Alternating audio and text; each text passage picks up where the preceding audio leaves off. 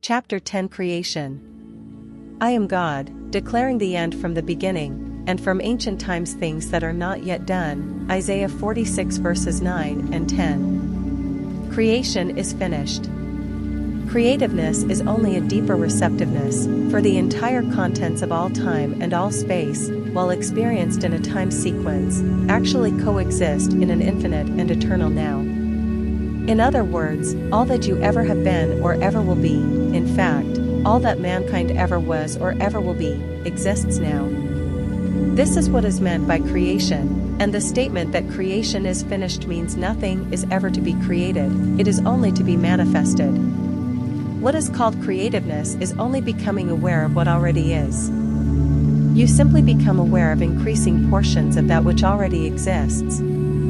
The fact that you can never be anything that you are not already or experience anything not already existing explains the experience of having an acute feeling of having heard before what is being said, or having met before the person being met for the first time, or having seen before a place or thing being seen for the first time. The whole of creation exists in you, and it is your destiny to become increasingly aware of its infinite wonders and to experience ever greater and grander portions of it. If creation is finished, and all events are taking place now, the question that springs naturally to the mind is what determines your time track? That is, what determines the events which you encounter? And the answer is your concept of yourself. Concepts determine the route that attention follows. Here is a good test to prove this fact. Assume the feeling of your wish fulfilled and observe the route that your attention follows.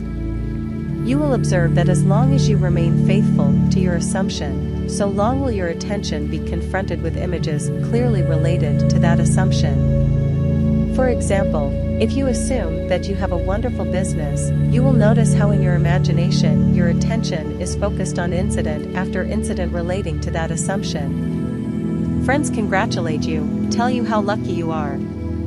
Others are envious and critical. From there, your attention goes to larger offices, bigger bank balances, and many other similarly related events.